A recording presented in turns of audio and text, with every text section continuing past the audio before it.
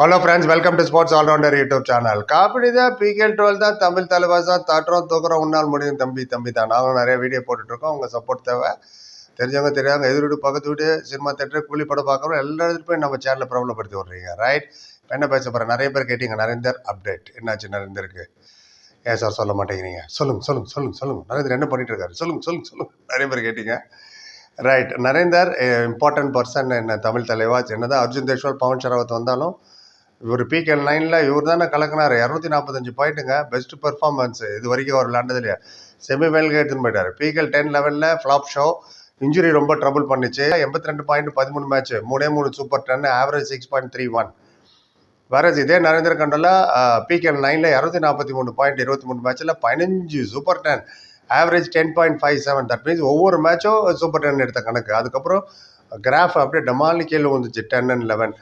Coach மாறினதா இல்லை என்ன, injury வேறு, so many things are there. ஆனால் பிகேஎல் 12 நானும் நிறைய வீடியோ போட்டிருந்தேன். ப்ரெஷரே கிடையாது நரேந்தருக்கு. அவர் ஒரே வேலை போய் பாயிண்ட் எடுத்துடுவா. ஏன்னா Pawan and Arjun will lead captain and vice captain, arguably 2 best raider in business.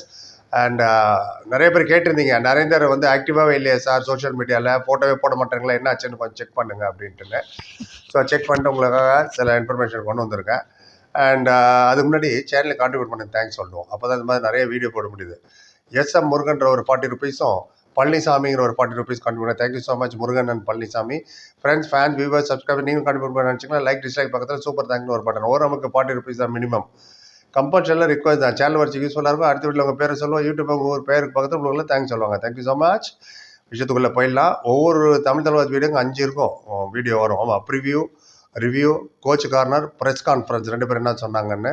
So கண்டென்ட்டுக்கு பஞ்சமே இல்லை. தமிழ் தலைவாஸ் மட்டுமே சொல்கிறேன் நான். மொத்தம் 18 மேட்சாக மினிமம் 90 வீடியோஸ். அதனால் சப்ஸ்கிரைப் பண்ணி வச்சுங்க. உங்கள் ஆதரவு ரொம்ப ரொம்ப முக்கியம். ஆல்ரெடி கொடுத்துட்ருக்கீங்க, இன்னும் கொஞ்சம் அப்படி எலிவேட் பண்ணால் நல்லாயிருக்கும். ரைட், அண்ட் நரேந்திரக்கே வந்துடுவோம். கேட்டிங்க என்ன சார் ரொம்ப இல்லையா? நானும் பார்த்தேன், அவ்வளோ ஃபோட்டோலாம் வரல. அது ரீசெண்டாக ஜிம் ஒர்க்கில் ப்ராக்டிஸ் பண்ணுற மாதிரியும் தெரியல. இப்போ ரீசெண்டாக அக்ஷிஷுக்கு பர்த்டே நடந்தது, அதுலேயும் அவரை நான் பார்க்கவே இல்லை. அவர் இல்லவே இல்லை அதில், அவங்க போட்ட வீடியோவில். அதே மாதிரி captain, vice captain Jersey announcement நடந்தது இல்லையா போன வாரம், அதில் கூட நரேந்திர கண்டோலா இல்லை. மற்றவங்க எல்லாருமே அங்கே வந்திருந்தாங்க, பவன், அர்ஜுன், சாகர், மொயின், நிதிஷ்லாம். But Narender was not there. அப்புறம் ஒரு ப்ராக்டிஸ் ஃபோட்டோவில் ஒருத்தர் சொன்னார் ஒரு நேரம், அதுக்கப்புறம் தான் போய் பார்த்தேன். அதை பார்த்தேன் அவங்களோட சோஷியல் மீடியாவில். நரேந்தர் ஒரு மூலையில் கார்னரில் உட்காந்து லெஃப்ட் கையில் ஒரு பேண்டேஜ் போட்டு உட்காந்துருக்காரு. அவர் தூரத்தில் அது தெரிஞ்சுது அது. ஸோ ஒரு ஃபோட்டோ, அதுக்கப்புறம் ஒரு ஃபோட்டோகிராஃபி ஷூட்டு பார்த்தா அதில் இவரே தான் கேமரா வச்சு ஃபோட்டோ எடுக்கிறாரு. அதில் எந்த இன்ஜுரியுமே காணும்.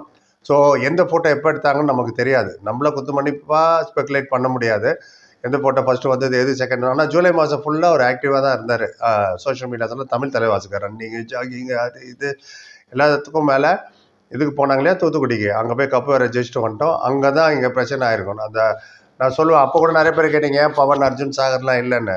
சரி, இந்த மாதிரி டோர்னமெண்ட்டுக்கெலாம் யங்ஸ்டரு, சின்ன பசங்களாக உள்ளது இன்ஜுரி ஆகிறதுக்கு நிறைய சான்ஸ் இருக்குன்னு அப்பயே சொன்னேன் நான். ஏன்னா பிகேஎல் மாதிரியான மேட்னா நீங்கள் பார்ப்பீங்க, சுற்றி வர ஃபென்சிங் இருக்கும், ஆடியன்ஸுக்கு கிட்டேயே வர முடியாது. ஆனால் இப்போ தூத்துக்குடியில் நடந்ததில்ல, ஒரு டேஷ் தரனா போய் கும்பலில் தான் விழுவணும், க்ரௌடில் தான் விழுவணும். அது நடந்தது, ஃபைனலில் நடந்தது. கண்ணாமலாம் டேஷ் பண்ணாங்க, அவர் போய் க்ரௌடில் விழுந்தார். அப்போ தான் ஏதாவது கை முன்ன பின்ன ஆயிருக்கலாம். அது அப்போ தானே ஆச்சுப்பீங்க. சில வழியெலாம் இருக்குல்ல, சில ஊண்டுலாம் ரொம்ப நாள் கழிச்சு தான் அது வெளில வரும். ஆமாம், ஸ்போர்ட்ஸ் இன்ஜுரின்றது மட்டும் அன்றைக்கி ஈவினிங்கே தெரியாது, கொஞ்சம் நாள் ஆக ஆக அது புத்தியை காட்டும். ஸோ அதோடு சேர்ந்து இவர் ப்ராக்டிஸ் பண்ணும்போது திரும்பவும் அடிபட்டிருக்கலாம், தெரியல. ஸ்பெகுலேஷன் தான், ரூமர்ஸை வச்சு எதுவுமே கன்க்ளூட் பண்ணக்கூடாது இதுதான் அப்படின்ட்டுன்னு. பட் 19th ஜூலை அது நடந்தது தூத்துக்குடியில். கிட்டத்தட்ட ஒரு மாதம் ஆயிடுச்சு. 45-21 ஜெயித்தோம் ஃபைனல். அந்த மேட்ச்சு எஸ்ஆர்எம் தோத்துட்டாங்க. இவ்வளோ குரூப்பில் அவங்ககிட்ட தோத்தோம் நம்ம. அந்த டேஷில் தான் க்ரௌடில் விழும்போது ஏதோ கொஞ்சம் அடிப்படும். அப்பயே 5-6 நிமிஷம் கை பிடிச்சிட்டு இருந்தார். நீங்களே என் கமெண்ட் போட்டதீங்க அந்த வீடியோவில், ஃபைனல் வீடியோவில், என்ன சார் கை பிடிச்சிட்டு இருக்காங்க. அப்போ ஸ்கோர் லைன் வந்து வேணால் திருப்பி போட்டு பாருங்கள் அந்த ஹைலைட்டை. 22-11 இருக்கும் போது தான் நரேந்தர் வந்து லாபியில் போய் விழுவார். லாபி இது பிகேஎல்ல தான் லாபி. இங்கே க்ரௌடு உட்காந்துருப்பாங்க, சேரு, பிளாஸ்டிக் சேரு, அது மைக்கு, ஏகப்பட்ட பொருட்கள் இருந்து தாங்க போய் ஏடாகடமாக வந்து அடி விழும். அதனால தான் இந்த மாதிரி மேட்சஸ்லாம் பெரிய பெரிய பிளேயர் அவாய்ட் பண்ணுறாங்க. சாரி, சாகர், பவன், அர்ஜுன்லாம் வரல பாருங்கள். இதுதான் speculation, rumour. He will be fit soon கண்டிப்பாக. இல்லை, பெரிய ப்ளஸ் நமக்கு என்னன்னா, இவரை நம்பியே இல்லை இப்போ டீமு. இதே இது போன சீசன்னா நரேந்தர் தான் மெயின். நினச்சி பாருங்கள், இப்போ அப்படி இல்லையா, பவன் அண்ட் அர்ஜுன் தான் மெயின் ரைட் நிறைய எடுக்க போகிறாங்க. அதுவும் இல்லாமல் மொயின் ஷாப் ஆகியிருக்காரு, விஷால் சால் இருக்காரு, என்வைபியில் ஒருத்தர் புதுசாக வந்திருக்காரு. ஆப்ஷன் நிறையா இருக்குது. So you don't have to worry at all. அவர் கொஞ்சம் ரெஸ்ட் எடுத்துக்கிட்டு ஹீல் ஆனதுக்கப்புறம் வரட்டுமே, ஒன்றும் பிரச்சனை இல்லை.